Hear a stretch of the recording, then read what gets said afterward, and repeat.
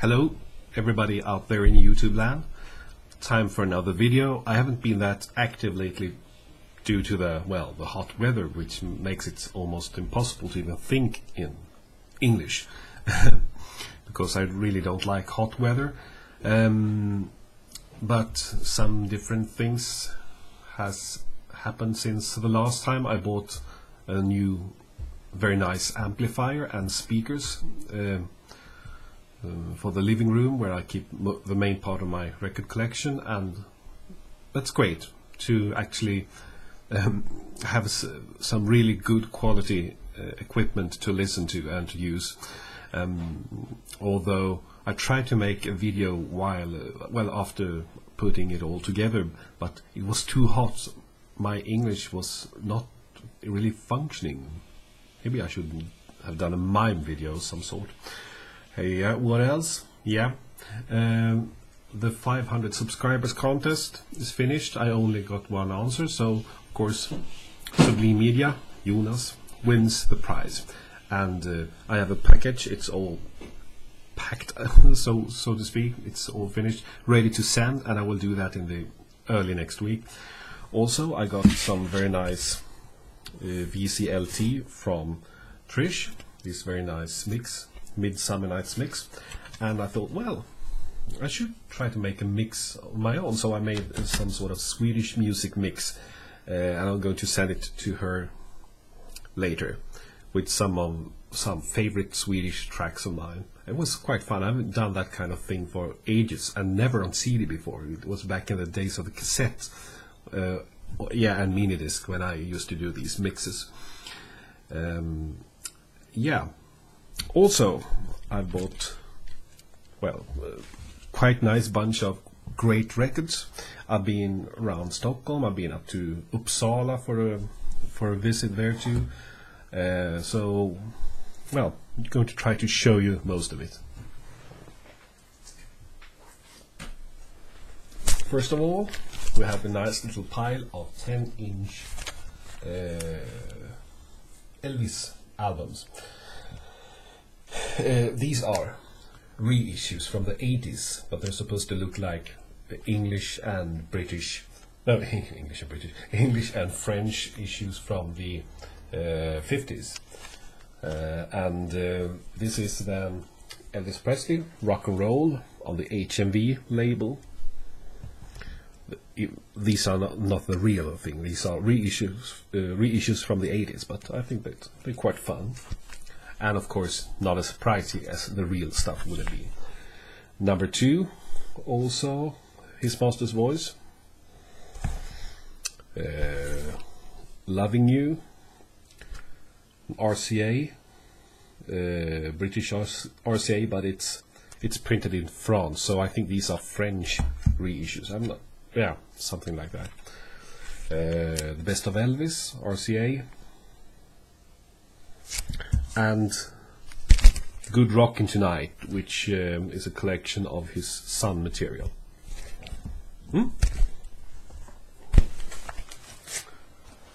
Okay. Another bunch of records here. I'm not going to show you all of them. Some of them may not be that interesting for you. You have Led Zeppelin, Presence, on Swan Song from 1970 6. I was told that it's quite rare that this sticker is still here. It's still here, but it's quite worn. But the record is in top condition, and I was very happy to find this. Of course, it's a record that should be in most collections, almost like all Led Zeppelin albums, to be quite honest. They're all mixed up here in different. So this is a soundtrack of one of my favorite movies. I don't really collect soundtracks, but this record doesn't just contain the music, but also short excerpts from the dialogue in the movie. And it's Young Frankenstein, Mel Brooks film, but I think it was Gene Wilder who wrote the actual script. And it's one of the best comedies of the 1970s, and it has a very nice music soundtrack as well, especially the main violin theme that they played to soothe the monster played by Peter Boyd. And when I got home after finding this, I thought, wow, I haven't seen this movie for ages. But I had it on a DVD, so I could pick it up and had a look at it, and it was nice to see it again. And then shortly after, I listened to the actual soundtrack, and that was nice as well. Then over to another soundtrack, but completely different in style, both musically and, well, movie-wise. It's Michael Nyman's music for Peter Greenaway's film Z and Two Noughts on the That's Entertainment Records label. I don't know how familiar you are with Peter Greenaway's movies, but they are quite often a bit odd, and this is one of the odder movies. And the music is quite odd too, very much string-based, but not in a very elegant way, more in a violent way, violent string play, violent orchestrated and very minimalistic, of course. It's Michael Nyman, of course, or Nyman. It's a odd but good movie, and it's a great soundtrack.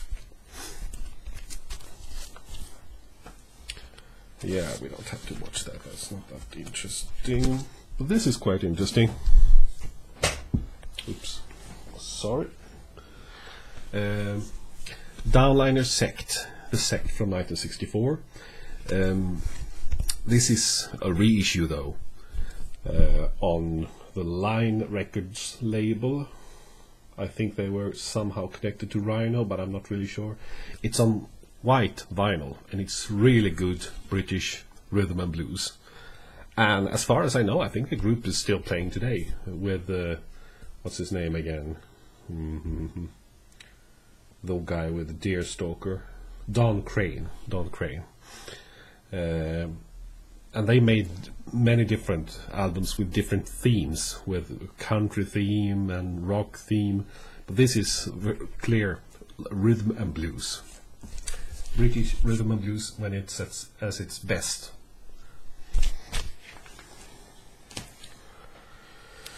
Oh yeah, collection of the Humblebums. Or I'm not sure if it's a collection or whether it's a reissue of their second album. And who were the Humblebums? Well, it was Billy Connolly and Jerry Rafferty. And yeah, those of you know, of course, that Billy Connolly started as a musician in the group Humblebums, where Gary Rafferty later joined. But today it sounds really odd because, well, many of us know that Billy Connolly is a good musician playing the banjo, and many of his early comedy albums had songs on them.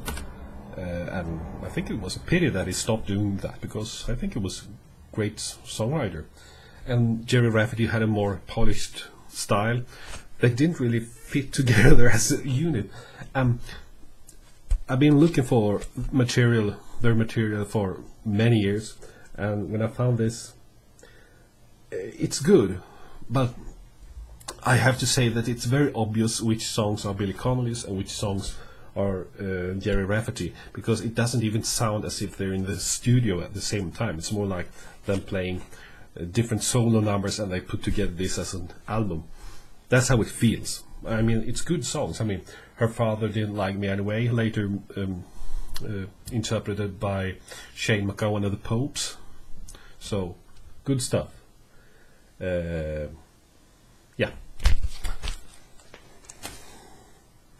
Yeah, but this is odd. Oh yeah, I should really do this because this. I have to do a thing to get the right effect here. This is, as you can see, an album with a see-through cover made of plastic, and the vinyl is also very see-through. It's all clear. And this is a group called Praveens, and the name, it's a Swedish group, and and it's called bakgrundsmusik för ensamma människor, background music for lonely people. And this is pure avant-garde, almost unlistenable, but quite cool. And also one of the members here is Mats Lindén, also known as Traste Lindén, who would later, well, first he had a punk group called Traste och Superstararna, and later he would form the group Traste Lindéns Quintet, which is one of my favorite groups. But this is not the record that I would play that many times, because, well, it is more or less unlistenable. It is avant-garde with capital A. Okay.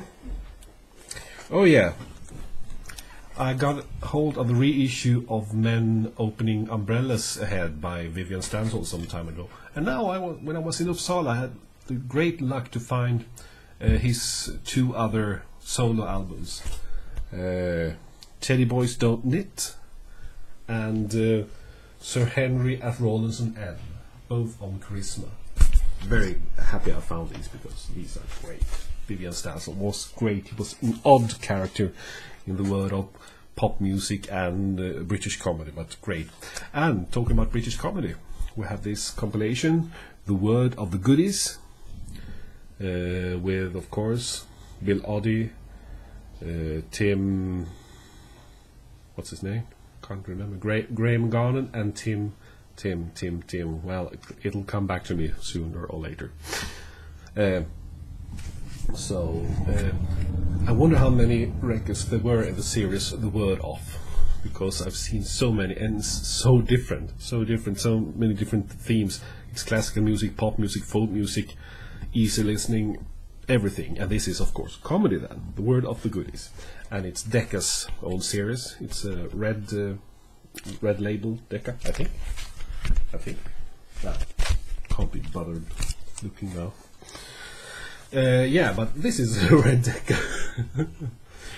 The Moody Blues, the Magnificent Moodies, and it's a red Decca label with boxed logo, so it's probably a reissue of from the early 70s or maybe late 60s. It is a mono issue though, so maybe not. I'm not really sure. I haven't checked it yet, but I will later. I think this is their first album, but I'm not sure. Not sure at all. More Decca. Original Liverpool sound. 16 top titles, 9 great groups recorded live at the Cavern in Liverpool, of course. And we have here the Marauders, the Fortunes, Beryl Marsden, Heinz, not the Ketchup, Lee Curtis and the All Stars. Many, probably very local, really aware of many of these before, but it's recorded at the Cavern for Decca. It's a German issue from 1964, but I'm not sure whether it is it looks like a reissue, but I'm not really sure yet. Sounds great though. Another why did I go all blurry there? Sorry. Yeah, I'm back. I thought you fainted. Some great soul here. Little Milton, Blues and Soul, from 1974 on Stax. I've been a fan of Little Milton since I first heard him in the way back, late 80s. Okay, another pile.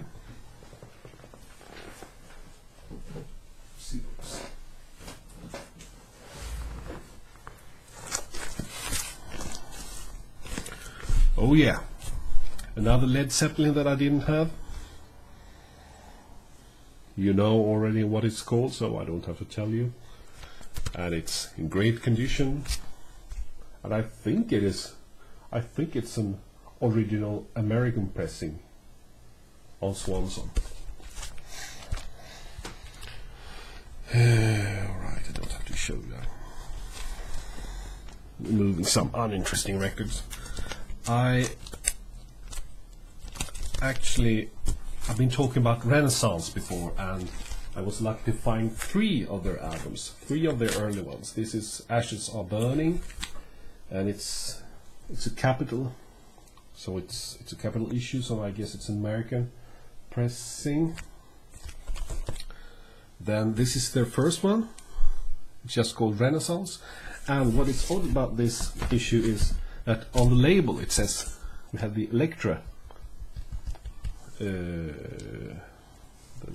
label, but when we check the actual record,